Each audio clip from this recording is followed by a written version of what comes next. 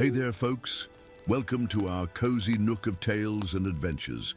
Today, like every episode, we're unlocking the doors of imagination to explore new worlds, meet fascinating characters, and experience unique emotions.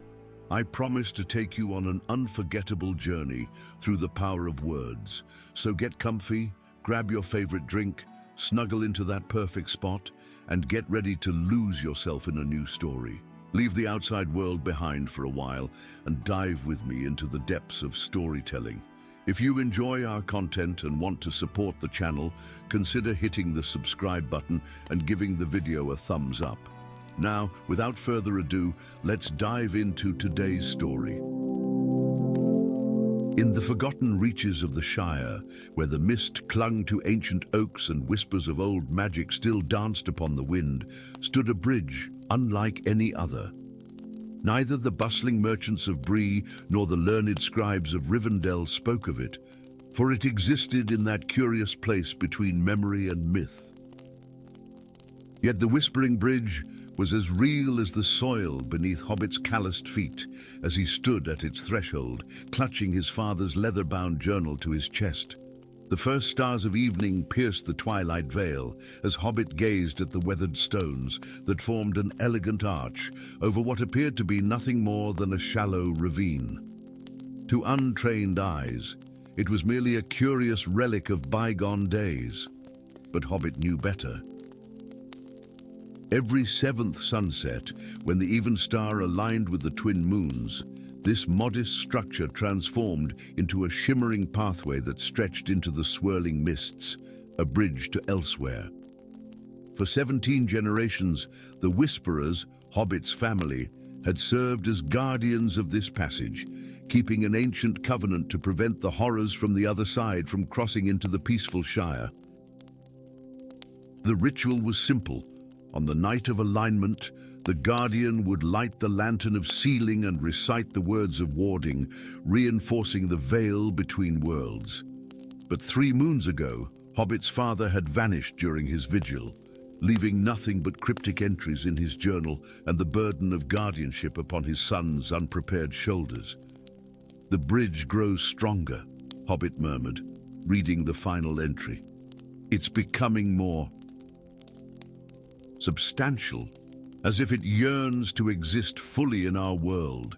He traced his fingers over the stone, feeling an unnatural warmth pulsing beneath. Tonight would be his first vigil as guardian, and already he sensed something amiss. The bridge, usually visible only to those of Whisperer blood, now shimmered faintly even in broad daylight. Wild tales were spreading through nearby villages of strange shapes glimpsed at dusk and livestock gone missing. The shadows lengthened as Hobbit arranged the ritual components: salt from the western seas, silver dust from the Moonforge, and the ancient lantern of sealing, a relic passed down through generations of Whisperers. Yet, as he prepared to light the wick, a cold breeze extinguished his tinder, and with it came a voice like autumn leaves scraping across stone. "I wouldn't do that if I were you." Hobbit whirled around, clutching the lantern defensively. A slender figure emerged from the twilight shadows, clothed in leather armor, adorned with curious sigils. Her hair was the color of burnished copper, and at her hip hung a short sword of gleaming silver. The stranger's eyes, however, were what captured Hobbit's attention. They held the unmistakable hue of lavender, a trait not seen in the people of Middle-earth. The ritual is none of your concern," Hobbit replied, though his voice betrayed his uncertainty. "This is Whisperer business." The woman smiled, revealing teeth unnaturally sharp at the canines. "My name is Serilda, and I hunt those who slip between worlds." She gestured to the bridge. "Your ritual won't hold tonight. The veil grows thin, and what lurks beyond grows hungry." Before Hobbit could respond, a low rumble emanated from the bridge. The stones began to glow with an ethereal blue light, and the empty space beneath the arch filled with swirling mist that solidified into a crystalline pathway stretching into nothingness. "It's happening too early," Hobbit gasped. "The alignment isn't for ours yet." "The old ways are changing," Serilda replied grimly, drawing her sword. "And the bridge is no longer bound by celestial cycles." From the mists emerged a creature of nightmare, a writhing mass of shadows with too many limbs and eyes that burned like dying stars. It scuttled onto the bridge, chittering in a language that made Hobbit's ears ache. Serilda moved with shocking speed, her blade flashing silver in the twilight as she intercepted the creature. "Light the lantern!" she shouted as she engaged the monstrosity. Uttered the warding words, "Quickly!" Hobbit's hands trembled as he struck flint to steel. The lantern ignited with a flame that burned blue rather than orange, casting eerie shadows across the clearing. He began to recite the words of warding, ancient syllables that his father had made him memorize since childhood. As the final word left his lips, the flame shot upward in a pillar of azure fire. The creature shrieked, its form dissipating like smoke in a strong wind. The bridge's glow dimmed, and the crystalline pathway retreated into mist once more. Serilda sheathed her blade, her expression grim. "A scout," she muttered. "They send them ahead to test defenses." "What was that?" Hobbit demanded, his heart still racing. "And who are you, truly?" The hunter's lavender eyes met his. "I told you." "I hunt those who slip between worlds," she paused, then added reluctantly, "My full title is Princess Serilda of House Moonshadow, First Sentinel of the Twilight Court, but I'd prefer you simply call me Serilda." Hobbit stared at her in disbelief. "The Twilight Court, that's just a bedtime story." "As much a bedtime story as the bridge you guard," she countered. "Our worlds are siblings, separated by the veil." For millennia, the bridge served as a passage for diplomats and travelers, but then came the Devourer. She traced one of the sigils on her armor. An ancient entity that consumes realms whole. It destroyed 3 worlds before reaching the borders of my own. The Great Seal, your bridge, was meant to be a temporary measure, a way to preserve both our worlds by severing their connection. But my father's journal... Hobbit retrieved the leather-bound book. He wrote that something was changing, that the bridge was becoming more real, more permanent. Serilda's expression darkened. The Devourer has found a way to manipulate the bridge. It seeks to force open a passage. And my father... "Do you know what happened to him?" A flicker of sympathy crossed her face. "I have suspicions, but to confirm them, we must cross to the other side." Hobbit's heart sank. "Cross the bridge. But the Whisperer's oath..." "Your oath was to protect the Shire," Serilda interrupted. "And you cannot do that without understanding what you face." That night, beneath the glow of the twin moons, Hobbit made a decision that would forever alter the course of his life. With the lantern of sealing in one hand and his father's journal in the other eye, he stepped onto the bridge alongside Serilda, venturing into the swirling mists of elsewhere. The world beyond the bridge was both familiar and alien, a twisted reflection of the Shire. Great forests of silver-barked trees stretched toward a sky where 3 moons hung like watchful eyes. In the distance, crystal spires rose from a city that seemed built from solidified moonlight. "The Twilight Court," Serilda explained, leading Hobbit along a hidden path. "My home, though I've spent more time in the wilds hunting veil crossers these past years." Their journey took them through landscapes of breathtaking beauty and terrifying strangeness. Fields of flowers that sang mournful melodies, valleys where gravity ebbed and flowed like tides, forests where shadow and light engaged in eternal combat. All the while, Cyrilda spoke of the Devourer, an entity older than both their worlds, whose hunger knew no satiation. "And it doesn't simply destroy," she explained, as they made camp beneath luminescent fungi the size of oak trees. "It absorbs, consumes, makes the essence of entire worlds part of itself." On the seventh day, they reached a place where reality itself seemed wounded. A great tear in the fabric of existence revealed a churning void beyond, held at bay by a barrier of pure golden light. And at the heart of that barrier, suspended in mid-air, was a figure Hobbit recognized immediately despite the transformation. "Father," he whispered, his voice breaking. The man, if he could still be called such, was fused with strands of golden energy. His body had become semi-transparent, and within his chest burned a flame identical to that within the lantern of sealing. He realized what was happening. Cyrilda said softly. And the old seal was failing, so he offered himself, becoming the new anchor point for the magic, a living seal. Hobbit approached the barrier, reaching out toward his father. The man's eyes opened, still recognizable despite their golden glow. "My son," came a voice that seemed to emanate not from his mouth, but from the air around them. "You found your way." "I came to bring you home," Hobbit replied, tears streaming down his face. "I am where I must be," his father answered. "The Devourer found a way to weaken the bridge, to transform it from a barrier into a gateway. Someone had to reinforce it from this side." "There must be another way," Hobbit insisted.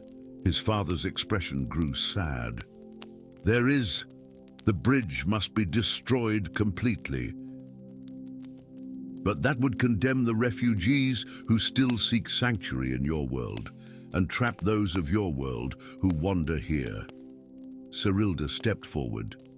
"The prophecies speak of a third path, a confrontation with the Devourer itself." "No one has faced the Devourer and survived," Hobbit's father warned. "No one who faced it alone," Cyrilda countered. She turned to Hobbit. "But the lantern you carry and my moonsilver blade were forged as companion pieces, one to seal, one to sever. Together they might be enough." Hobbit looked from Cyrilda to his father, then to the lantern in his hand. The flame within pulsed in time, with the golden light emanating from his father's transformed body. "I'll return," he promised his father, "with a way to free you." As they turned to leave, a tremor shook the ground. Beyond the tear in reality, something vast and ancient stirred, a presence that defied comprehension, a hunger that could devour stars. "It senses us," Cyrilda whispered, grasping Hobbit's arm. "We must go." They fled back toward the bridge, pursued by shadows that moved with terrible purpose. Yet as they ran, Hobbit's mind raced with newfound determination. He was no longer simply the inheritor of an ancient duty. He was the last guardian of the bridge, and he would find a way to defeat the Devourer, save his father, and restore balance between worlds. For in this moment of crisis, when darkness pressed close and hope seemed distant, Hobbit discovered that true courage was not the absence of fear, but the will to face it, one step at a time across a bridge between worlds. Story 2. Frost crept across the apple blossoms like a silent plague, withering the delicate pink petals into brittle husks that crumbled at the slightest touch. Hobbit stood among the dying trees of Elderworth Orchard, his ancestral charge, and watched in dismay as snowflakes drifted lazily downward despite the summer sun hanging impotently in the sky. Throughout the Shire, flowers retreated into the earth, crops shriveled in the fields, and a bone-deep chill settled over the rolling hills that should have been lush with the fullness of summer. "This isn't natural," Hobbit whispered, his breath forming clouds before his face as he cradled a fallen apple blossom in his palm. As guardian of the sacred orchard, he had always possessed a deeper connection to the rhythms of nature than most of his kind. Now, that connection thrummed with wrongness, like a harp string plucked too tightly. The ancient oak at the heart of the orchard, the grandfather tree that his family had tended for 7 generations, had begun weeping sap that crystallized into ice before it reached the ground.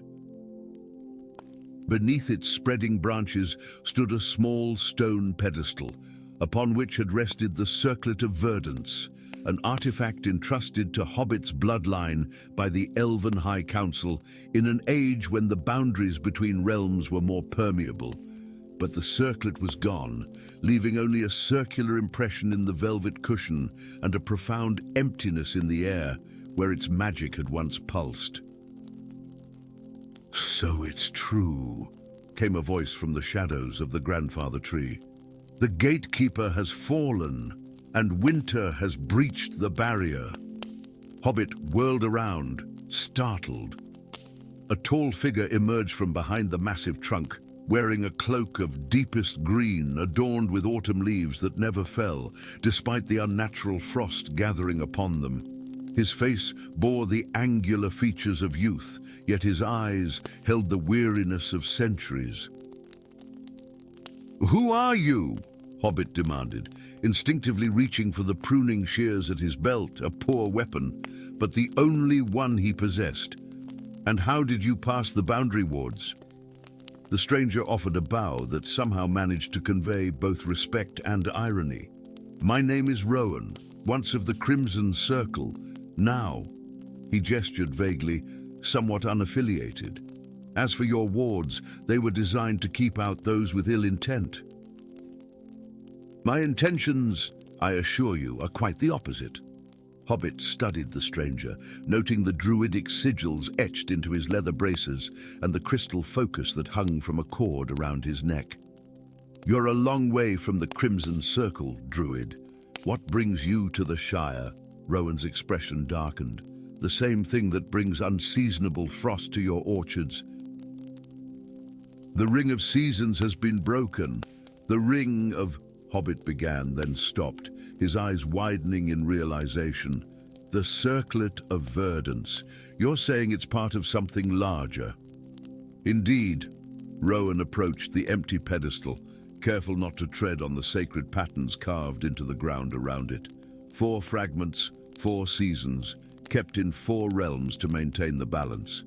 Your circlet represented summer. When united properly, they form the Ring of Seasons, an artifact of immense power, created in the Elder Days to ensure the natural cycle of the world. "And now someone has stolen our fragment," Hobbit concluded grimly. "Not just yours," Rowan replied. "All 4 have been taken and corrupted. The winter fragment grows in power, consuming the others. If the balance isn't restored..." He needn't finish the thought. Already the consequences were visible in every withered leaf and frosted petal, life retreating, warmth failing, an endless winter descending upon a world unprepared. "The elders must be told," Hobbit said, turning toward the path that led back to the Shire proper. Rowan's hand on his shoulder stopped him. "The elders can do nothing. This magic is beyond them." "Beyond most mortal comprehension, in fact. But not beyond yours," Hobbit asked skeptically. A ghost of a smile touched Rowan's lips. "I've made something of a study of ancient artifacts, and I believe I know where the fragments have been taken." "Why tell me this? Why not go to the Wizard Council or the Elven High Court?" "Because," Rowan said, his eyes locking with Hobbit's, "the ring responds to bloodlines. Certain families were chosen as gatekeepers of each fragment.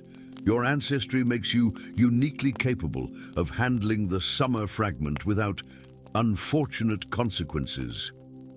Hobbit looked back at the grandfather tree, at the orchard that had been his family's sacred trust for generations, at the frost slowly killing everything he had sworn to protect. "Where do we start?" he asked. The frozen mines of Moria stretched before them, a labyrinth of ice-slick passages delving deep into the Ironback Mountains. What had once been the greatest dwarven stronghold in the Northern Realms was now an abandoned vault of crystalline beauty and deadly cold. The air within was so frigid that each breath felt like swallowing glass shards. "Whoa, the Winter Fragment lies at the heart of the old treasury," Rowan explained, as they made their way along a narrow ledge overlooking a vast cavern. Below them, phosphorescent fungi cast an eerie blue glow across fields of stalagmites that resembled a frozen forest. Guarded by the Ice Maiden, once the dwarven gatekeeper, now corrupted by the fragment's unbalanced power. Hobbit pulled his cloak tighter, though it did little against the supernatural chill. 2 weeks had passed since they had left the Shire, traveling north through lands increasingly gripped by unnatural winter. The journey had transformed Hobbit's understanding of the world beyond his homeland, a world far vaster and more wondrous than he had imagined, yet now threatened by the same creeping frost that had begun in his orchard. "How did the fragments become separated in the first place?" Hobbit asked, his voice echoing slightly in the crystalline passage. Rowan was silent for a long moment. There was a disagreement among the original gatekeepers, a conflict over whether the ring's power should be used merely to maintain balance or to reshape the natural order. Something in Rowan's tone made Hobbit glance sharply at his companion, but the druid's face revealed nothing. "One of them sought to use the United Ring to eliminate winter entirely, to create an eternal growing season," Rowan continued. "The others opposed this violation of natural law. In the conflict that followed, the ring was broken and its fragments scattered for safekeeping." Before Hobbit could press further, a crystalline chime echoed through the passage. Beautiful, haunting, and unmistakably a warning. "She knows we're here," Rowan whispered, drawing his staff. The crystal focus at its head began to glow with amber light. "Remember, whatever form she takes, whatever she promises, she is no longer the being she once was. The Winter Fragment has consumed her." The chamber ahead opened into a vast cathedral of ice, where frozen waterfalls hung like colossal curtains, and a throne of glacial blue dominated the far end. Upon it sat a figure of heartbreaking beauty, a dwarven woman whose beard and hair were intricate patterns of ice crystals, her skin the pale blue of deep glacier ice, her eyes the white of snow blindness. "Welcome, thieves," she called, her voice the sound of icicles shattering. "Have you come to admire my eternal kingdom?" "Lady Froster," Rowan stepped forward, staff raised. "We've come to free you from the fragment's corruption." The Ice Maiden laughed, a sound like an avalanche beginning. "Free me! I have never been more powerful. Soon, all the world will know the perfect purity of ice. No more decay, no more death. Only preservation, pristine and eternal." She raised her hand, and from her palm rose a glittering shard of ice, the Winter Fragment, pulsing with cold blue light. "You were a gatekeeper," Hobbit called out, surprising himself with his boldness. "Your oath was to maintain balance, not domination."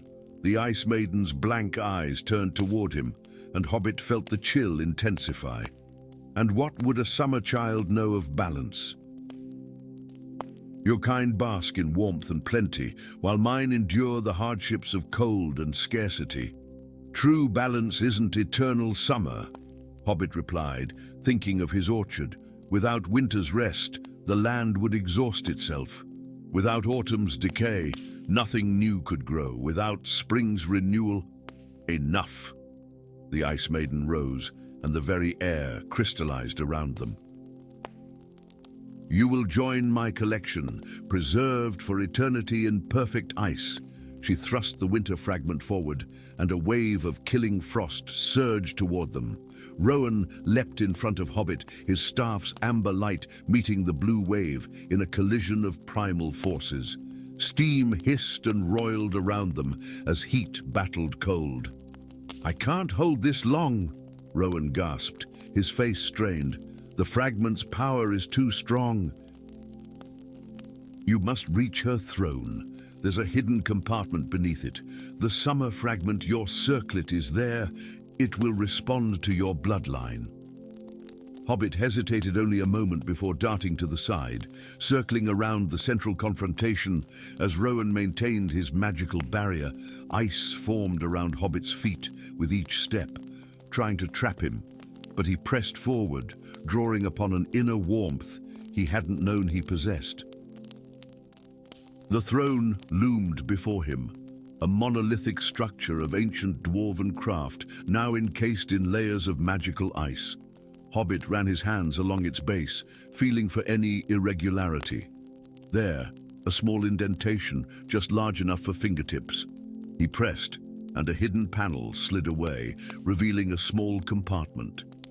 Within lay the circlet of Verdance, the summer fragment, its once vibrant green light now dim and faltering. The moment his fingers touched it, warmth flooded through Hobbit's body. The circlet's light surged, emerald green pulsing in time with his heartbeat. Knowledge flowed into him, ancestral memories of summers long past, the taste of sunlight on leaves, the dance of growth and abundance. "Rowan," he called, holding the circlet high. "I have it." The druid, still locked in magical combat with the Ice Maiden, glanced back. "Use it." "Remember your connection to the orchard." Hobbit closed his eyes, thinking of the grandfather tree, of apple blossoms unfurling, of the cycle of growth and harvest that had been his family's sacred trust. The circlet grew warm in his hands, its light strengthening. "No!" the Ice Maiden shrieked, abandoning her attack on Rowan to lunge toward Hobbit. "You will not bring chaos and decay back to my perfect world." But it was too late. The summer fragment's power had awakened fully, responding to Hobbit's bloodline and intent. Green light exploded outward in a wave of vital energy, meeting the Ice Maiden's blue aura. Where they touched, balance restored itself, not eliminating winter, but constraining it to its proper place in the cycle. The Ice Maiden fell to her knees, the winter fragment dimming in her grasp as the overwhelming power of distorted winter receded. Her features softened, ice melting from her beard and hair to reveal rich auburn beneath. What have I done?" she whispered, clarity returning to her eyes. Rowan approached cautiously, his staff still glowing. "It wasn't you, Lady Froster. The fragment's power overwhelmed your defenses." Hobbit stepped forward, the summer fragment cradled carefully in his hands. "2 fragments reclaimed," he said. "2 yet to find." The dwarven gatekeeper looked up at him, recognition dawning. "You are of the summer bloodline. I remember now. The compact of seasons." "We need to restore balance," Hobbit said, offering his hand to help her up. "Will you join us?" Lady Froster studied him, then Rowan, suspicion lingering in her eyes. "The druid. His aura is familiar somehow." Rowan looked away. "We have a common purpose now." "That is what matters." Hobbit sensed undercurrents he didn't fully understand, but the knowledge that had flowed into him from the summer fragment included glimpses of ancient conflicts, of betrayal and redemption spanning centuries. Whatever secrets Rowan harbored would have to wait. The world was still dying, locked in unnatural winter. "The autumn fragment next," Hobbit said decisively.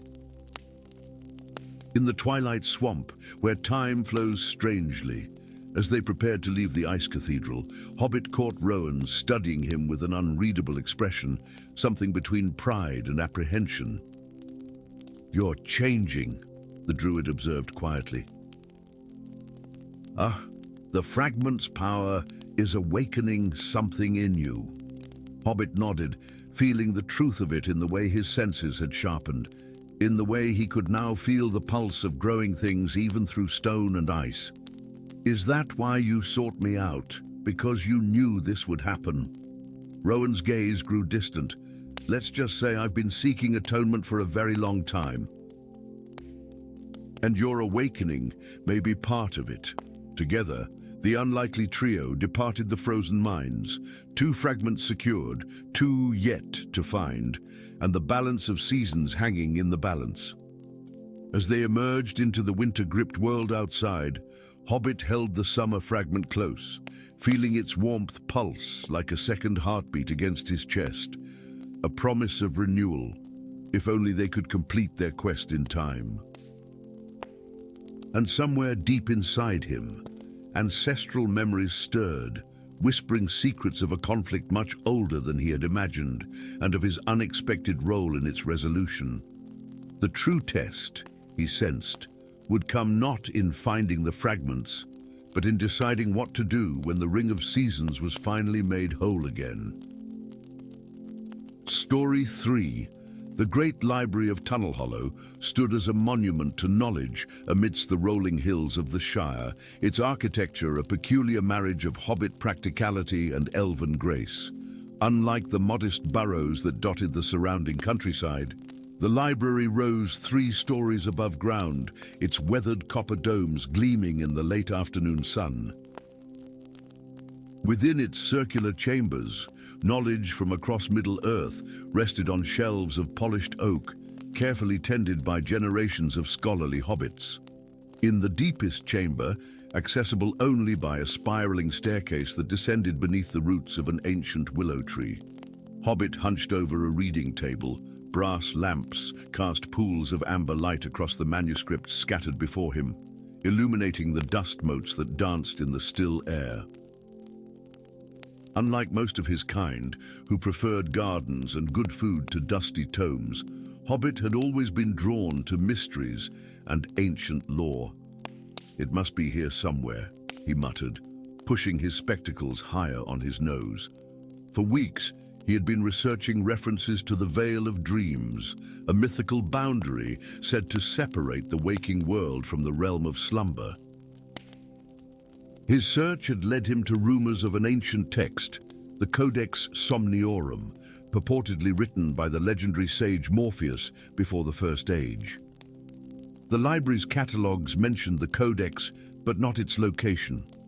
Only after bribing the ancient librarian with a bottle of old Wynyards had Hobbit learned of the sealed archives, a small chamber behind a hidden door in the library's deepest level.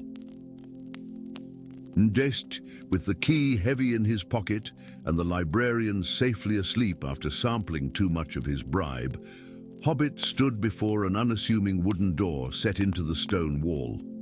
Its only distinguishing feature was a tarnished silver lockplate engraved with a warning in an alphabet so old that few in Middle-earth remembered its meaning.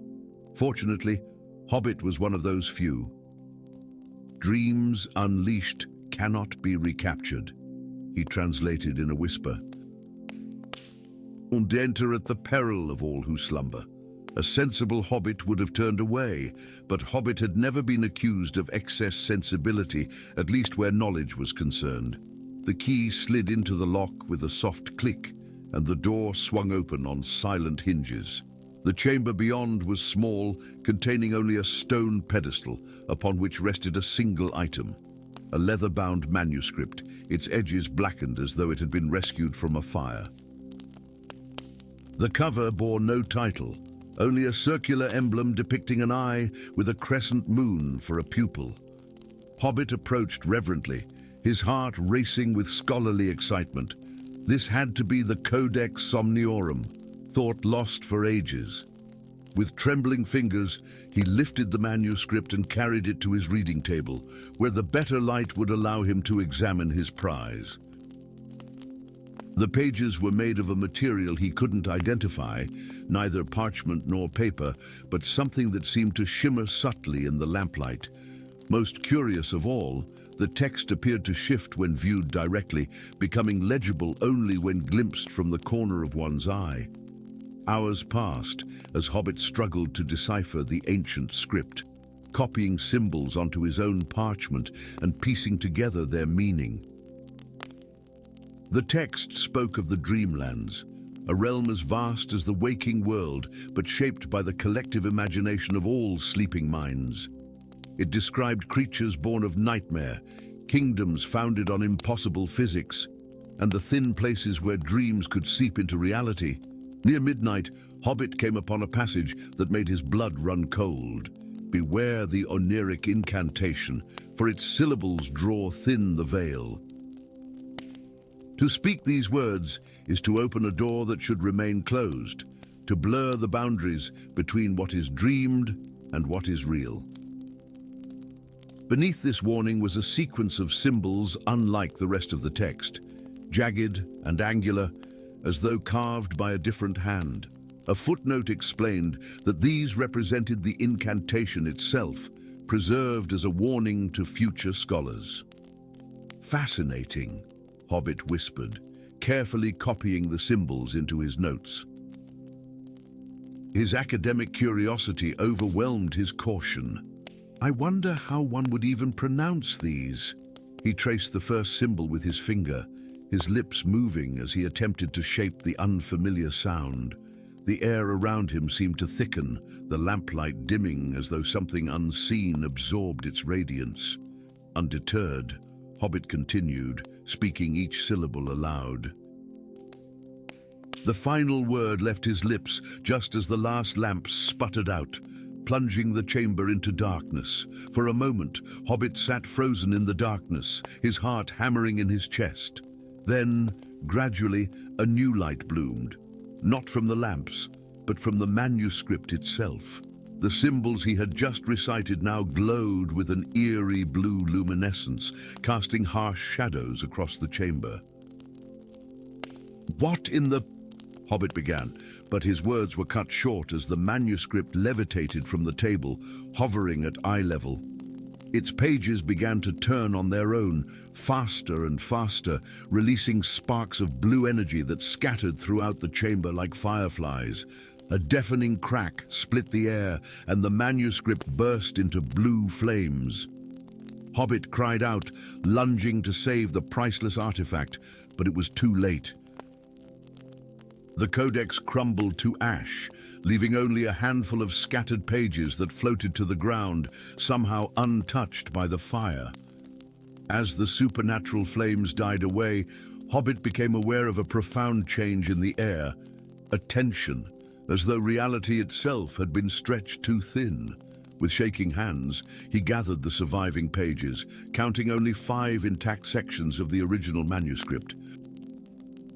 Sleep eluded Hobbit that night, and when dawn finally broke over the Shire, he emerged from the library to find his world transformed. Across the green hills of Hobbiton, impossible things had taken root. The dreams of sleeping hobbits had manifested in reality. Outside Mrs. Proudfoot's smile, mushrooms the size of carriage wheels erupted from the soil.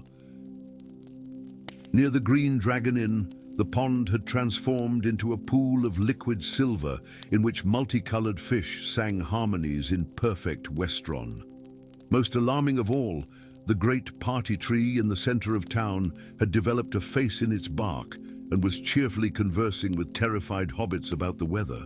Within days, as more hobbits slept and dreamed, more wonders and horrors appeared. Children's nightmares of shadowy monsters became real terrors that lurked in closets. Dreams of flight granted some hobbits temporary wings, leading to several broken ankles when the magic wore off mid-air. An elderly hobbit who often dreamed of his youth woke to find his smile transported back in time, complete with long-dead relatives who couldn't understand why he had aged overnight. The Council of Elders convened an emergency meeting to which Hobbit was summoned. In the crowded chamber, beneath the accusatory glares of the most respected hobbits in the Shire, he confessed what he had done. "You've brought doom upon us all," declared Master Goodbarrel, the eldest of the council. Dreams were separated from reality for good reason. Who knows what horrors will manifest when we dream of them? But I can fix this, Hobbit insisted, producing the surviving pages. The manuscript burned, but these pages survived. They mention a reversal, a way to re-strengthen the veil. And how would you accomplish this? Asked Goodbarrel skeptically. The text speaks of 4 keys, physical manifestations of the primal forces that maintain the veil. They were scattered to the 4 corners of Middle-earth for safekeeping. If they can be reunited and the proper ritual performed at the Dreamweft, a location where the veil is naturally thin, the damage can be reversed. The council deliberated briefly before rendering their judgment. Hobbit was banished from the Shire until he had undone the chaos he had unleashed. Thus began Hobbit's quest across Middle-earth, a journey that would take him to the highest peaks and deepest dungeons of the known world. The first surviving page spoke of the Crystal of Clarity, kept in the elven sanctuary of Lorien. The second mentioned the Obsidian Heart, hidden in the dwarven stronghold of Erebor. The third described the Feather of Morpheus, guarded by the eagles of the Misty Mountains. And the fourth revealed the location of the Chalice of Letha, lost in the ruins of Osgiliath. The fifth page was the most cryptic, referring to someone called the Dreamweaver, a being with the power to reshape reality through pure imagination. This figure was prophesied to appear when the veil between dreams and reality was at its thinnest, though whether as savior or destroyer remained ambiguous. 3 days into his journey, as Hobbit made camp in the Old Forest, he was approached by a stranger. The man wore robes of midnight blue, embroidered with silver constellations, and his eyes held the same uncanny shimmer as the pages of the manuscript. "I am Morden," the stranger introduced himself, settling beside Hobbit's campfire without invitation. Once court sorcerer to the King of Cardolan, now an interested party in your predicament. Hobbit regarded him warily. "How do you know of my quest?" Morden's smile revealed teeth too perfect to be natural. "The veil between dreams and reality affects more than just your quaint little shire, young scholar. Those of us who work with deeper magics felt the disturbance immediately. I've been watching you since you left Tunnel Hollow." "And you've come to help?" Hobbit asked skeptically. And in a manner of speaking, Morden produced from his robes a silver amulet in the shape of a crescent moon. "I believe this will aid in your search for the 4 keys. It was created to resonate with objects tied to the Dreamlands." Hobbit hesitated before accepting the amulet. "Why would you help me?" Morden's expression grew serious. "Because if the veil collapses completely, something waits beyond it, something that has been trying to enter our world since the First Age, something that even the Valar fear." That night, as Hobbit slept fitfully beneath the eaves of the Old Forest, he dreamed of endless darkness and a voice that called his name with terrible familiarity. He saw glimpses of a vast intelligence that existed between worlds, patiently waiting for the opportunity to slip through the weakened veil. And in the dream, as the voice called him Weaver and beckoned him closer, Hobbit felt a horrifying sense of recognition, as though he were somehow encountering a forgotten part of himself. He awoke with a startled cry to find Morden watching him, the sorcerer's eyes reflecting the dying embers of their campfire with an intensity that suggested he had witnessed Hobbit's dream. "The manuscript wasn't destroyed by accident," Morden said quietly. "It was trying to protect itself, and perhaps you as well." "Protect me? From what?" "From the knowledge of what you truly are." Morden's gaze seemed to pierce through Hobbit. "The manuscript chose you, Dreamweaver. It has been waiting for centuries for one with your particular talent." Hobbit shook his head in denial, but deep within, something resonated with Morden's words. The dreams he'd had throughout his life, dreams of impossible clarity in which he could shape events with mere thought, suddenly took on new significance. As dawn broke over the ancient trees, Hobbit faced the first real test of his quest, to trust the enigmatic sorcerer whose motives remained unclear, or to forge ahead alone in search of the 4 keys that might repair the damage he had caused. Either way, the boundaries between dreams and reality grew thinner with each passing night, and beyond the weakening veil, something ancient and hungry stirred with growing awareness of the Hobbit who had inadvertently opened a door that should have remained forever closed. Story 4. Dawn crept across the rolling emerald hills of the Shire, painting the dew-kissed grass with liquid gold. In that hushed moment between night and day, when most hobbits were still nestled in their comfortable beds, Hobbit stood alone at the edge of the boundary fields, his bare feet rooted to the earth, his eyes fixed upon the ancient monolith before him.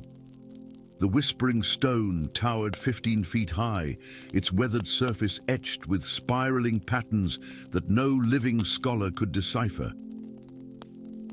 It was one of 7 such monuments that marked the borders of the Shire, sentinels that had stood watch since before hobbits first settled these fertile lands. And it was singing. The melody floated on the morning air like mist, a haunting, wordless lamentation that raised gooseflesh on Hobbit's arms. No one else in the Shire could hear the stone's music. He had learned long ago to keep this ability secret. But in recent weeks, the song had changed. What once had been a gentle, almost drowsy hum had transformed into an urgent dirge that pulled him from sleep night after night. This morning, for the first time, he could distinguish words within the melody.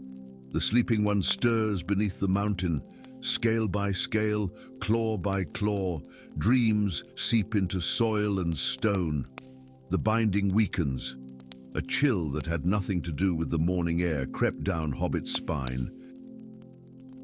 He pressed his palm against the cool surface of the monolith, feeling the subtle vibrations of its song. "Who is the sleeping one?" he whispered. The stone's voice seemed to resonate directly within his mind. Dracoth the Devourer, the world scourge, imprisoned in stone by the 7 sages. But stone calls to stone across the ages, and his dreams now touch the waking world. Hobbit withdrew his hand as though burned. Even in the Shire, children knew the legend of Dracoth, an ancient dragon of immeasurable power who had ravaged the lands of Middle-earth during the Second Age. According to the tales, a council of wizards had transformed the beast into stone, unable to slay it by conventional means. But like all old stories, most hobbits considered it merely a frightening tale to keep youngsters from wandering too far from home. The stone's singing intensified, becoming almost frantic. The seals fracture, the binding spells unravel, Earthfire rises to meet his breath. Find the harp of crystal, renew the binding, or all shall burn. What harp? Where? Hobbit asked, but the stone's voice was already fading, returning to its urgent but wordless melody as full daylight spilled across the fields. For 3 days, Hobbit visited each of the 7 whispering stones, gathering fragments of knowledge. From the North Stone, he learned that the harp of crystal had been crafted by the elven song-weavers of a forgotten age. The East Stone told him of the Fortress of Thorns, a citadel hidden deep within the withered woods, where the harp had been sealed away. The West Stone warned of the dragon's dreams, which poisoned the minds of those who slept near places where his influence seeped into the world. The South Stone revealed the most disturbing truth. Hobbit was not simply blessed with the ability to hear the stones by chance. He was the last descendant of the Earthsong lineage, a bloodline magically bound to the stones themselves, tasked with heeding their warnings should Dracoth ever begin to awaken. On the fourth morning, as Hobbit packed supplies for a journey he scarcely dared contemplate, a shadow fell across his garden gate. Looking up, he found himself staring at a weather-beaten human, easily twice his height, garbed in the green and brown leathers of a ranger. A bow of dark yew was slung across his broad shoulders, and his eyes held the wary look of one accustomed to sleeping beneath the stars rather than a proper roof. "Oh, you're the one who speaks with the stones," the stranger said. It wasn't a question. Hobbit's hand drifted to the small knife at his belt, utterly inadequate against such a visitor, but somehow reassuring nonetheless. "Who are you?" "My name is Thorn." The ranger's voice was like gravel underfoot. "I was once captain of the Eastern Watch in Dale, before the dreams began." "What dreams?" A pained expression crossed Thorn's face. "Dreams of fire and flight, of consuming all in my path, of serving a master whose voice promises power beyond reckoning." He met Hobbit's gaze directly. "The dreams of Dracoth." Hobbit took an involuntary step backward. "You serve the dragon?" "I did," Thorn replied, shame evident in his tone. "Indeed, for nearly a year, I and my men carried out the commands whispered to us in our sleep, gathering ancient artifacts, disrupting ley lines, slaughtering creatures of magical lineage. We believed we were rooting out evil influences. In truth, we were weakening the very bonds that keep Dracoth imprisoned." His hands clenched into fists. "They woke from his influence only when my dream self was ordered to kill a child, a girl from a family of stone speakers." "How did you find me?" Hobbit asked. "Those of us who have carried out Dracoth's bidding can sense others connected to him, whether as servants or adversaries. You practically glow with the magic of the earth that binds him." Thorn's expression softened slightly. "I've come to help you find the Harp of Crystal. It may be the only way I can atone for what I've done." Thus began a journey unlike any Hobbit had ever imagined. The path to the Fortress of Thorns took them far beyond the safe boundaries of the Shire, across landscapes increasingly twisted by the dragon's dreaming influence, meadows of flowers that whispered secrets and bled when picked, streams that flowed upstream and tasted of memories. Forests where trees uprooted themselves at night to hunt unwary travelers. Along the way, they encountered others affected by Dracoth's awakening, a village where everyone sleepwalked through their days, their eyes vacant, their movements puppet-like. A once noble griffin, its mind fractured by the dragon's dreams, now believing itself to be Dracoth's offspring and attacking anything that moved. A circle of standing stones similar to those in the Shire, but corrupted, their songs discordant and maddening, causing Hobbit such pain that he fell unconscious for hours afterward. Throughout their journey, Thorn proved both protector and guide, his knowledge of the wildlands invaluable.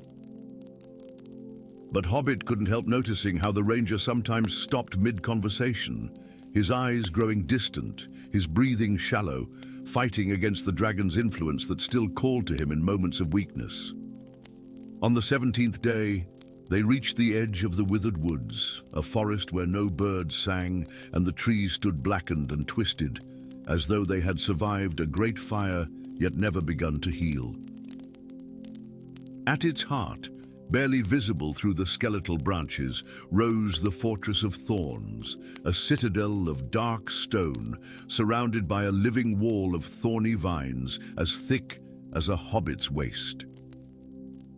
The seat of Dracoth's power before his imprisonment, Thorn explained as they made camp at the forest's edge, unwilling to enter such a place at nightfall. The Seven Sages converted his stronghold into his prison, using the fortress's own defenses to contain him. That night, huddled near their small fire, Hobbit finally asked the question that had been troubling him since they left the Shire. Why can I hear the stones when no one else can? What does it mean to be of the Earth Song lineage?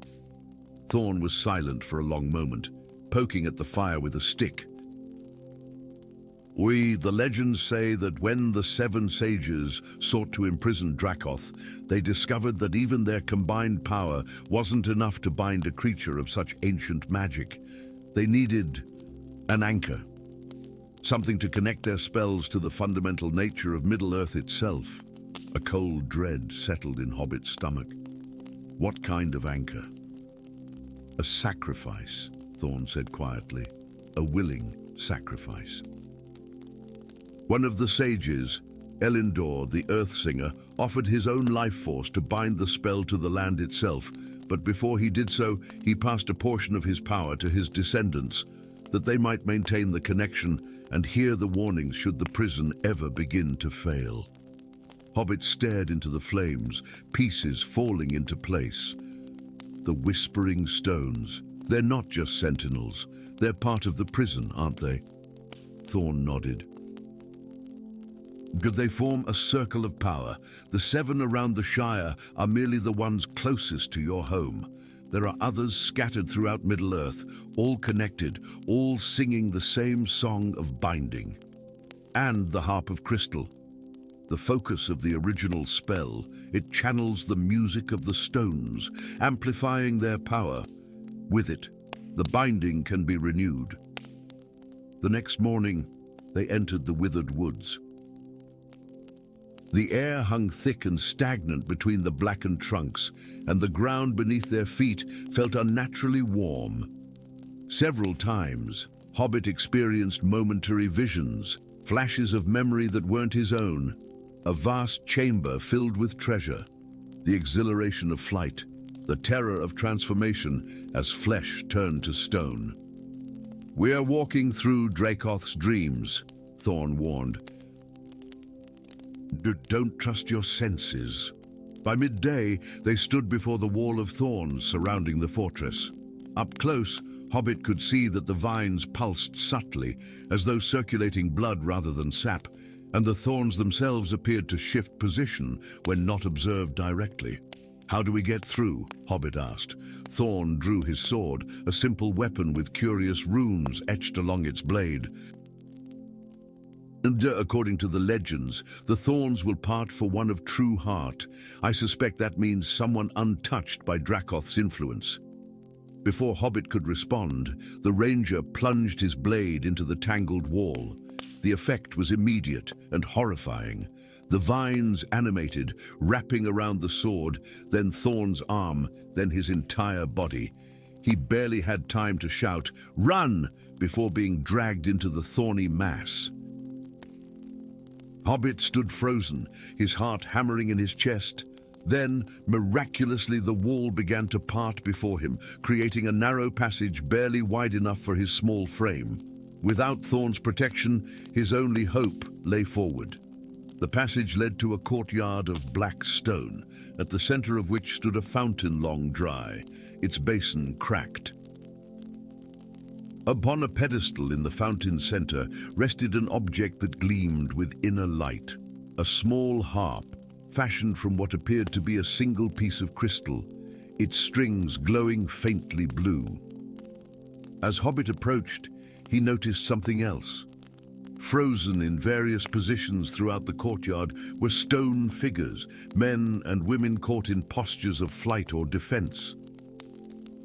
With a shock, he realized these were not statues, but people transformed to stone, perhaps the last victims of Dracoth before his imprisonment. The largest figure dominated the far end of the courtyard, a dragon frozen in mid-roar, its wings half extended, its talons reaching toward the sky. Dracoth himself, imprisoned for millennia in his own form, turned to stone. But as Hobbit watched, he could swear he saw the tiniest flake of stone fall from one massive claw. With trembling hands, Hobbit lifted the crystal harp from its pedestal. The moment his fingers touched it, music filled his mind, the same melody sung by the whispering stones, but infinitely more complex and beautiful. Knowledge flowed into him, how to play the harp, how to use it to reinforce the binding spell, how to channel the power of his bloodline through its crystalline strings. But as he prepared to play the first note, movement caught his eye. One of the stone figures, a young woman with her hand outstretched in supplication, had a single tear tracking down her stone cheek. The harp's music in his mind revealed the final terrible truth. The binding spell required the continuing sacrifice of those it had transformed. To keep Dracoth imprisoned was to condemn all these people to eternity as stone, yet to free them would be to risk unleashing the dragon upon the world once more. As Hobbit stood in the shadow of the petrified dragon, the crystal harp humming with power in his hands, he faced a choice that would determine the fate of not only the Shire, but all of Middle-earth. And somewhere in the living wall of thorns, Thorn still struggled, his redemption and perhaps his life hanging in the balance. The stones whispered their urgent warning in Hobbit's mind, but the decision, ultimately, was his alone to make. Story 5. In the sleepy hamlet of Green Hill, where the tallest structures were windmills and the greatest excitement came with the harvest festival, something ancient stirred beneath the roots of the world. The village sat at the eastern edge of the Shire, a place where most hobbits lived their entire lives without a single adventure worth mentioning at the pub. Yet beneath this mundane veneer, secrets older than the race of men lay dormant, waiting for the proper alignment of stars and blood. Hobbit stood at the mouth of a cave that no one else could see. The entrance shimmered like heat rising from summer stones, visible only to him despite being situated at the base of Watcher's Hill, a landmark passed by traders and travelers daily. 3 nights of peculiar dreams had led him here, dreams of blue fire and whispered warnings in a language he shouldn't understand but somehow did. The cool autumn air carried the scent of pine and loam as Hobbit hesitated at the threshold, his lantern casting long shadows that danced across the moss-covered rocks. Something called to him from the darkness beyond. Not a voice exactly, but a persistent sensation, like a melody heard from another room. "Just a quick look," he murmured to himself, gathering his courage. Nothing adventurous about a quick look. The passage descended in a gentle spiral, walls transitioning from natural stone to worked masonry so ancient that the chisel marks had been smoothed away by the passage of countless years.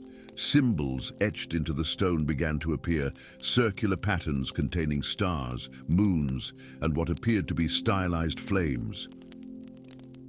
After what seemed like hours of descent, the passage opened into a vast chamber that defied all logic of what should exist beneath the modest hills of the Shire. Pillars of white marble soared upward, supporting a domed ceiling adorned with a mosaic of lapis lazuli and gold that depicted a night sky with constellations unknown to modern astronomers. At the chamber's center stood a raised dais of black stone, upon which rested a silver pedestal holding something that took Hobbit's breath away. A flame burned there, not orange or yellow, but a deep sapphire blue that cast no shadows despite illuminating the entire chamber. It danced without flickering, contained within no vessel, needing no fuel. The air around it shimmered with power, and in its presence, Hobbit could hear a faint harmonic note, like crystal struck by a silver spoon. Almost without conscious thought, he approached the dais, drawn by a compulsion beyond his understanding. As he climbed the steps, ancient knowledge awakened within him, fragments of memories not his own. This was the ancestral flame, the last light of a Numenors, kindled before the First Age from the essence of a dying star. It was the final seal that prevented the return of Morgoth, the Shadow Lord, whose spirit had been banished beyond the void by the combined might of the ancient kingdoms. When Hobbit's fingers passed through the blue fire, He felt no heat, only a tingling sensation that raced up his arm and settled in his chest. The flame responded to his touch, dancing higher for a moment before a portion of it separated and flowed into a pattern around his wrist, like a bracelet of living light. "The bloodline remembers," came a voice from the shadows, causing Hobbit to nearly tumble down the dais steps in surprise. From an alcove he hadn't noticed emerged a figure cloaked in silver and blue. When she lowered her hood, Hobbit gasped at the sight of pointed ears and eyes that contained the light of stars long vanished from the sky. Not just any elf, but one of the firstborn, those who had awakened beneath the primordial stars before the rising of moon and sun. "Lady Galadriel," Hobbit whispered, recognizing her from descriptions in the oldest tales. She approached with the fluid grace characteristic of her kind. "The flame has chosen you, as it chose your ancestor 1,000 years ago. The cycle nears completion, and the shadow stirs once more." "There must be some mistake," Hobbit protested, his voice echoing in the vast chamber. "I'm just a simple hobbit from Green Hill." Galadriel's smile held both warmth and sorrow. "There are no simple hobbits, Flameholder. Your ancestor was among the 9 guardians who bound Morgoth in the Battle of Endless Night. The flame recognizes his blood in your veins." Before Hobbit could process this revelation, a distant rumble shook dust from the ancient ceiling. Galadriel's expression hardened. "They have come sooner than I feared. The Shadowkin have sensed the awakening of the flame." She produced a silver lantern of intricate design, its glass panels etched with protective runes. "The flame must be taken to the sanctuary of elements before the eclipse. Only there can the binding be renewed for another millennium." "Eclipse? What eclipse?" Hobbit asked, bewildered by the rapid turn of events. "In 7 days, the twin moons will eclipse the sun, completing a 1,000-year cycle. In that moment, the barriers between worlds grow thin, and Morgoth will attempt to return." She pressed the lantern into his hands. "Well, the flame must reach the sanctuary before then." With practiced movements, Galadriel guided the hovering blue flame into the lantern, where it continued to burn with unwavering intensity. As soon as the lantern's door closed, the rumbling intensified, and a cold wind swept through the chamber, carrying whispers in a harsh, guttural language. "We must go." "Different paths," Galadriel urged, leading him toward a narrow passage opposite from where he had entered. "I will draw their attention while you take the eastern route through the Whispering Forest. At the crossroads of the Fallen Star, seek the exiled dwarves of Moria. Their master craftsman, Durin's Lament, owes me a debt of blood." Before Hobbit could protest, she pressed a small crystal into his palm. "When you reach the crossroads, break this. It will summon aid." The journey from the subterranean temple was a blur of narrow escapes and confusing passages. Hobbit emerged into the pre-dawn light miles from Green Hill, the blue flame glowing steadily in its lantern, a constant reminder of the impossible responsibility he now bore. That night, as he made camp in a hollow oak at the edge of the Whispering Forest, Hobbit finally had time to examine the silver lantern properly. Its surface was covered in script that seemed to shift and change when viewed from different angles. The flame inside cast a blue glow that extended precisely 3 feet in all directions before stopping abruptly, as though contained by an invisible barrier. Sleep brought more dreams, vivid visions of a terrifying battle fought beneath strange stars. 9 champions from the free peoples of Middle-earth confronted a towering figure wreathed in living darkness, whose eyes burned like twin black holes devouring light itself. Among the champions stood a hobbit, wielding a lantern identical to the one now in Hobbit's possession, blue fire streaming from it to forge chains of light that bound the Shadow Lord. He awoke to the sensation of being watched. Moonlight filtered through the branches above, illuminating a circle of pale toadstools that hadn't been there when he'd made camp. Sitting cross-legged atop the largest mushroom was a child, or so it appeared at first glance. Closer inspection revealed eyes too old for any child, skin with the texture of bark, and fingers that tapered into twig-like points. "The forest has not seen blue fire in an age," the creature said, its voice like leaves rustling in a breeze. "Shadowkin passed through yester-eve, seeking its light. They left blight in their wake." Hobbit clutched the lantern closer. "What are you?" "A Sylvan Watcher. The forest is my charge, as the flame is now yours." The creature tilted its head, studying Hobbit with unnerving intensity.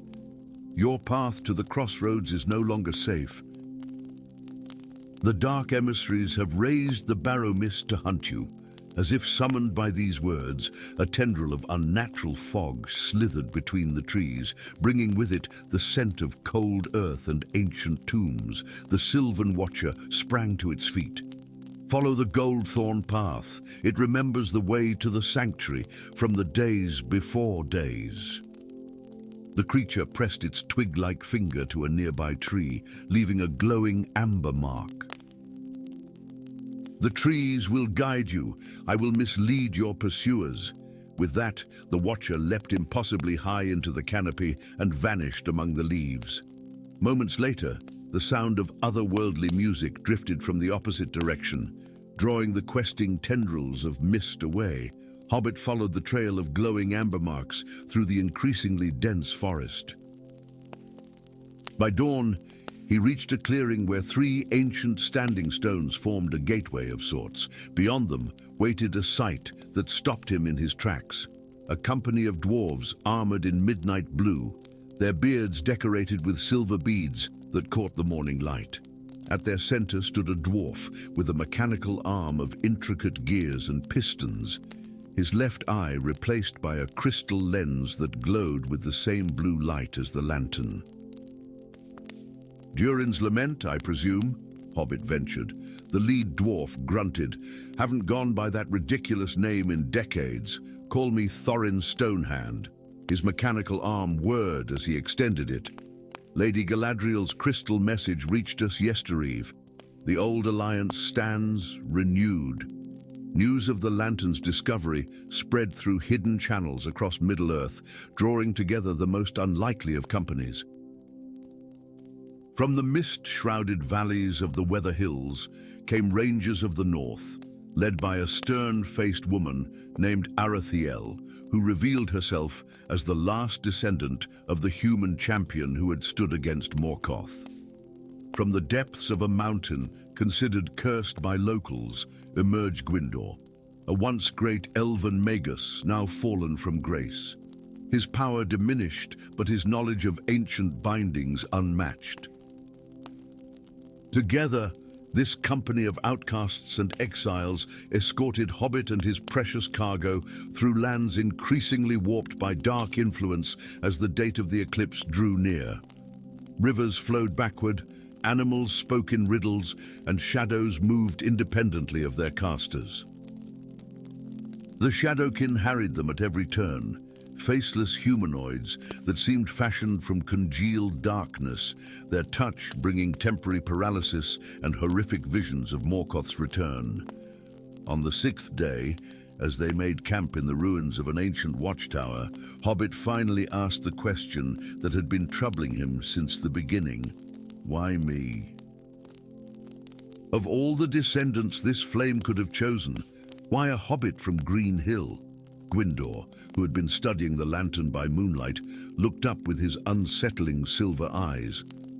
The flame doesn't choose based on power or prestige. It seeks qualities rarer and more valuable, such as, Hobbit prompted when the elf fell silent, resilience, adaptability, and most importantly, the capacity to carry great power without being corrupted by it. Gwyndor's gaze grew distant.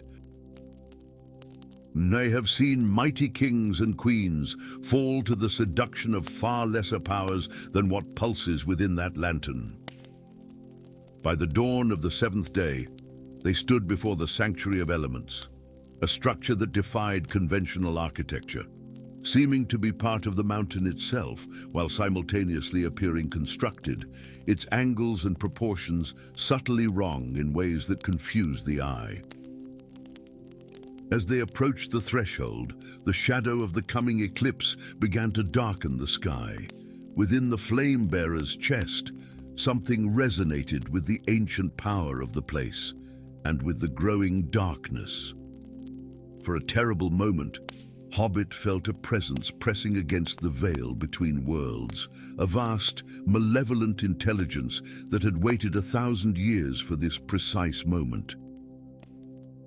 The voice of Morgoth whispered directly into his mind, promising power beyond imagining if only Hobbit would extinguish the flame instead of renewing the binding. In that moment of temptation, Hobbit understood why the flame had chosen him.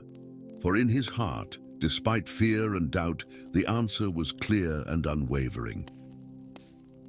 As the eclipse reached totality and the world held its breath between light and darkness, Hobbit stepped forward into his destiny, the blue flame blazing ever brighter in his hands, not just a seal against ancient evil, but a beacon of hope in the gathering dark.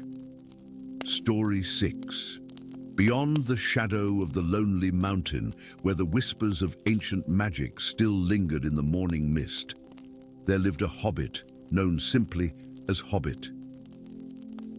Unlike his kin who found contentment in the rhythmic simplicity of Shire life, Hobbit's heart yearned for the secrets hidden in the rolling hills beyond his garden gate.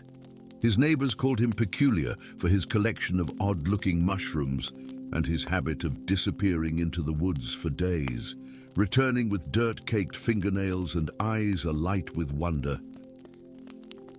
On the eve of the autumn equinox, when the veil between worlds grew thin, Hobbit ventured deeper into the uncharted forests than ever before. The trees stood taller here, their ancient bark etched with symbols no hobbit had laid eyes upon for centuries. A shaft of moonlight pierced through the canopy, illuminating the entrance to a cave half hidden beneath the gnarled roots of an oak tree older than time itself. "Curious," Hobbit muttered, ducking beneath the low entrance.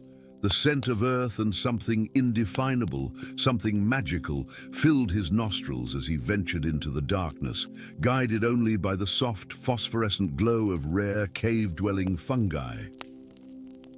The tunnel opened suddenly into a chamber where time seemed suspended. Stalactites hung like frozen tears from the ceiling, and in the center of the cavern, suspended between two crystalline columns, was a tapestry that seemed to pulse with its own inner light. Intricate threads of silver, gold, and midnight blue wove together to form images that shifted and changed as Hobbit approached.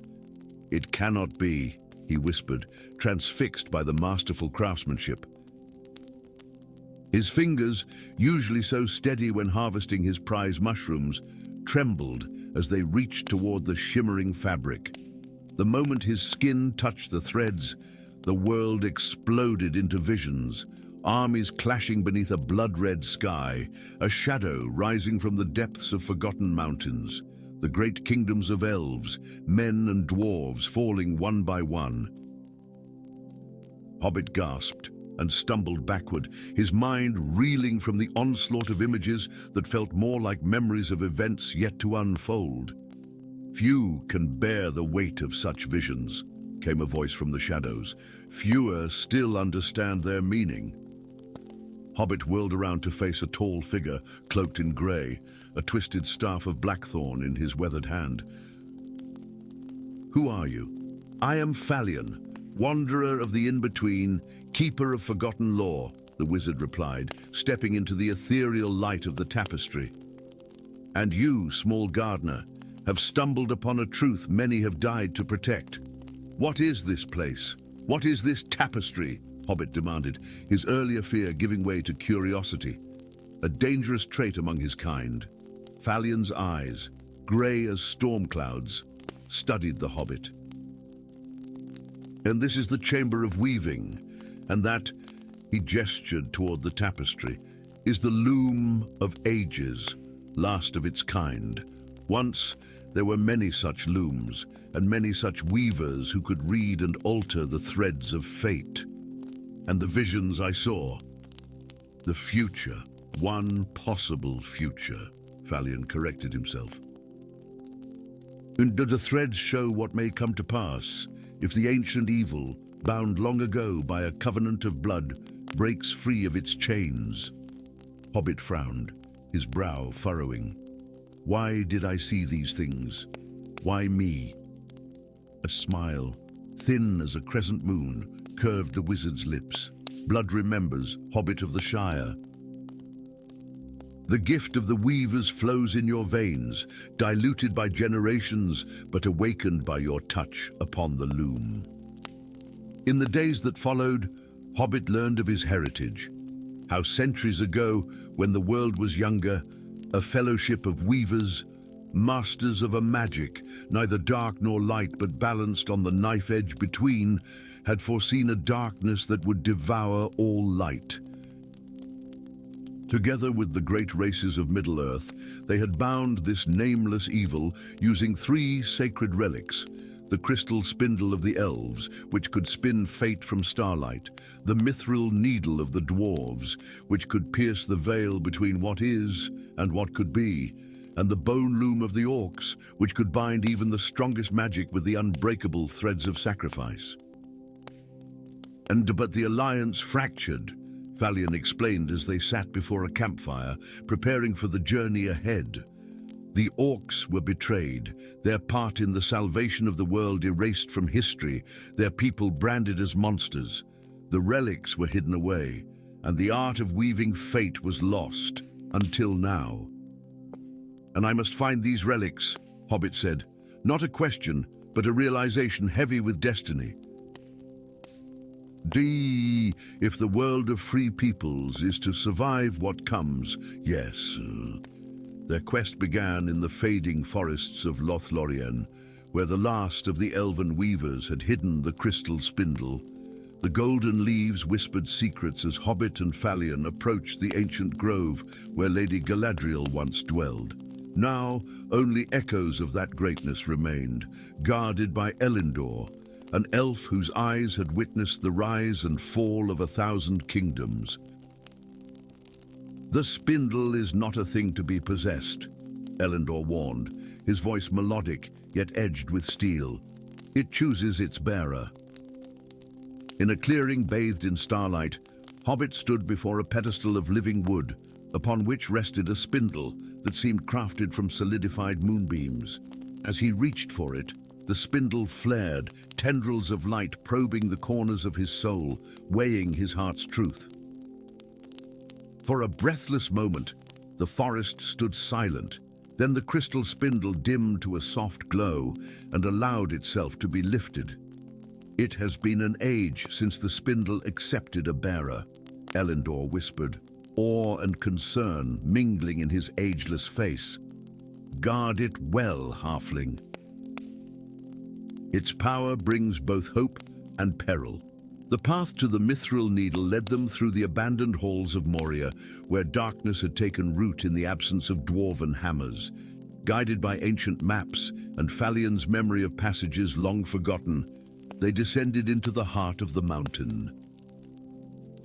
The guardian of the needle was no dwarf, but Tharok, a mountain troll whose ancestors had been bound by oath to protect the relic until a true weaver came to claim it. Tharok's challenge was not of strength, a contest Hobbit would surely lose, but of riddles, a test of wisdom that stretched through the night until dawn's first light filtered through cracks in the mountain's face. With the final riddle solved, Tharok reached into a crevice in his stone throne and produced a needle that gleamed with an inner fire, its point sharp enough to pierce the boundaries of reality itself. Wisdom before strength, the troll rumbled, placing the mithril needle in Hobbit's outstretched palm. You remember this when the shadows lengthen. The final relic, the bone loom, lay in the most perilous of realms. the stronghold of Durthang, deep in what once was Mordor. Here, the descendants of those orcs who had aided in the binding ritual now lived in exile, their history preserved only in blood songs sung beneath a waning moon. Rather than approaching with stealth or force, Hobbit did what no emissary of the Free Peoples had done for an age. He walked openly to the gates of Durthang and requested audience with Grishnak, the Keeper of Bones. "You have courage, little one," Grishnak growled, his scarred face illuminated by torchlight. "Aye, or perhaps it is merely ignorance that brings you to our halls." "Neither," Hobbit replied, drawing forth the crystal spindle and the mithril needle.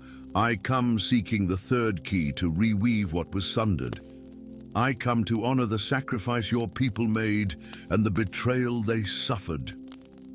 Silence fell over the gathered orcs, broken only by the distant howl of wargs. Then, to the astonishment of Falion, who had expected treachery, Grishnak knelt before Hobbit. "For generations, we have kept the loom, waiting for one who would remember truth instead of legend," the orc said, gesturing to his warriors. From the shadows, they brought forth a framework of bones, yellowed with age but humming with latent power. "If you are indeed the weaver foretold, prove it now. Bind these relics as they were once bound, and show us the truth of all our fates, under the watchful eyes of elves, dwarves, orcs, and one very anxious wizard." Hobbit assembled the three relics. The crystal spindle fit perfectly into the notch of the bone loom, while the mithril needle wove between the emerging threads of light. As the assembled relics began to hum with power, Hobbit felt knowledge flow into him, ancient techniques, forgotten patterns, the secret language of fate itself. His hands moved with certainty, born not of practice, but of blood memory, as he wove a new tapestry upon the loom. The images that formed told a story different from the one he had first glimpsed. Not of destruction, but of unity, not of darkness triumphant, but of disparate lights joining against the encroaching shadow. And woven through it all was a thread of deep green, the color of growing things, the color of hope. "This is the path forward," Hobbit declared, his voice stronger than it had ever been. Not through strength of arms alone, but through the mending of ancient wrongs and the forging of new alliances. With the completed tapestry humming with power, representatives of the Free Peoples and those long considered enemies gathered in the Chamber of Weaving, led by Hobbit, they renewed the covenant that had once bound the nameless evil, this time with promises of remembrance and recognition for all who participated in the world's salvation. As the ritual concluded, the tapestry flared with blinding light, then settled into a gentle glow that would serve as both warning and beacon in the days to come. The evil was bound anew, but the true victory lay in the bridges built between peoples long divided. "The greatest magic," Falion told Hobbit as they began their journey back to the Shire, "is not in the weaving of spells, but in the weaving together of different threads into a stronger whole." Hobbit nodded, fingering the small patch of the tapestry he carried as a reminder. "Even the smallest thread," he replied, "has its part to play in the greater pattern." And so it was that Hobbit returned to his garden, changed by his journey yet more himself than ever before. He still collected odd mushrooms and disappeared into the forest, but now he carried with him the knowledge that the true tapestry of Middle-earth's fate was woven not by grand heroes alone, but by the countless small hands that tended the earth, remembered the old stories, and recognized that even former enemies could find common ground when facing a shared darkness.